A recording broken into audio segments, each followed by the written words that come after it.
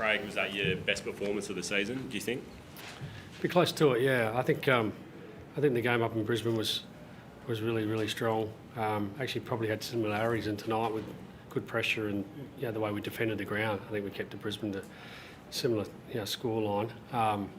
Just really loved our maturity tonight, and particularly in the last quarter when you think the opposition is going to take a lot of risks and try a few different things just to be able to control the tempo of the game when we needed to or whatever it looked like. It was a really, really, really great performance from us. How did the pressure stand out for you tonight? You had 44 more tackles than Hawthorn, and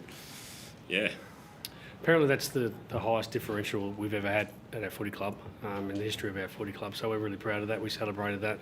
Plus 44 tackle differential is a huge number. I think last week we had plus 40 something, but weren't quite there. But it just shows our ability to defend the ground against a really good team. Like we've had they've had a measure the last couple of times in all sorts of different areas, and ball movement was one that we haven't been able to defend this team, and tonight we showed we've got a bit of growth in us. Craig, it was your tall defenders tonight that really got that moving. You're just talking about your defence, but guys like Crampton, led by Houston, and Ed Allen also, early in the game, they really set the platform for you to get that ball use through the corridor and give your forwards chances. Yeah, our system's strong going back at the moment, and against some dangerous opponents, real slippery characters down there and hard to play against. And again, repeating myself here, but keeping under 50 points or 55 points or something is a huge result. We thought our aerial power in the first half was off, and we challenged the group at half time. There's a mark on the goal line with 3 of our guys not getting the job done. We weren't happy with that, so there's still growth in us.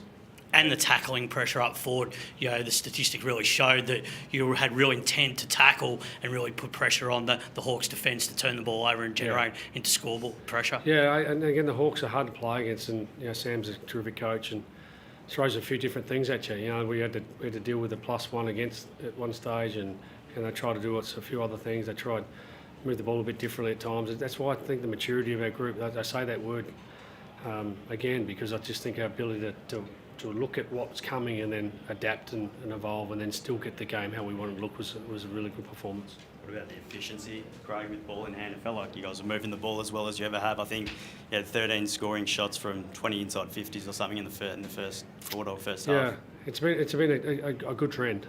We're hard to score at one end, and then we've got the ability to be efficient going the other way. And the likes of Jamie Elliott just loving the way we're moving the ball at times, and then Checkers, if we slow down, he's given us a great contest tonight. He was fantastic as well, and I thought close to Bobby Hill's best game for the year too. So there's a lot to like about this performance, and we'll certainly sit in it for a little bit, as much as we can, for 24 hours at least. Craig, we know how damaging Nick Dacos can be, and he was again tonight. 32 possessions, 4 clearances and a goal. Finn McGuinness has kept him to his lowest career total, 5 possessions back in 2023. Were you surprised that the Hawks didn't try and tag him again and use Finn McGuinness perhaps, or another player to tag Dacos? No, I definitely think that his magnet's always going to play against us, or at least as a sub. Historically, we thought that he would start as a sub and then come on when needed. But at the time of the game he came on, they needed a score. They were 5 goals down. So you could argue, why would you tag when you're 5 goals down? You got to attack. And so I get that decision. Jamie Elliott, what's the secret to Jamie? He just looks like he's getting better every week, and tonight he goes into equal first in the Coleman medal. Yeah, I think he's benefiting from the way we're moving the ball, that's clear, but the way he's in the air and ground level, he's looked so sharp and dynamic and real playing with great belief in his capability. I'm really pleased for him. I've said this for a number of weeks now. He's in our leadership group, and he's just standing out in the way he wants to lead our team, and constantly coming to me about things that we can do better, or things that we're doing well and want to reinforce. So he's at the top of his game right now. He's had more than his fair share of serious injuries. How much work has he done to get back to this sort of vein of form? Yeah, well, I'm not sure the last time he's played this many continuous games. I don't have that in front of me, but he had a great pre-season, set himself up well. He's a mature athlete now, 200 games early in the year. Just come into his prime, hopefully. And Lockie Shields came off late. I just missed Pat, unfortunately. I was hoping to catch him, but hopefully he's okay. Early signs is when he came to the bench after the incident, he looked okay to me, and then he failed the test, so obviously he wasn't good enough to come back on. And yeah, he'll go into protocols, and hopefully he's okay. And Lockie Shum, sorry, any Yeah, he's got a minor hamstring, which is the second time round.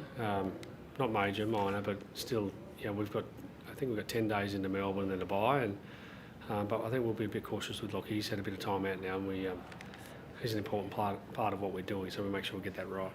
On your tackling pressure, how much did you think your ability to lay tackles, 82 of them, fuel your offensive game?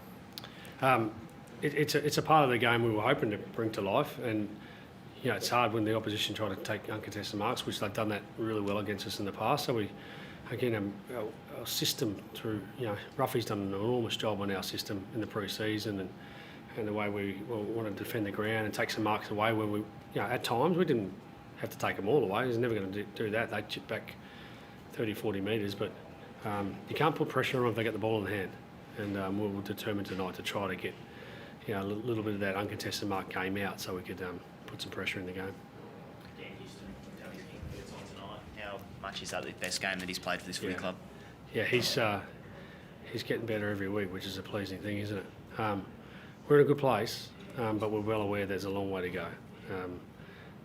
We're not even at the middle part of the year yet, and we're well and truly making sure that we stay in the moment and get better every day.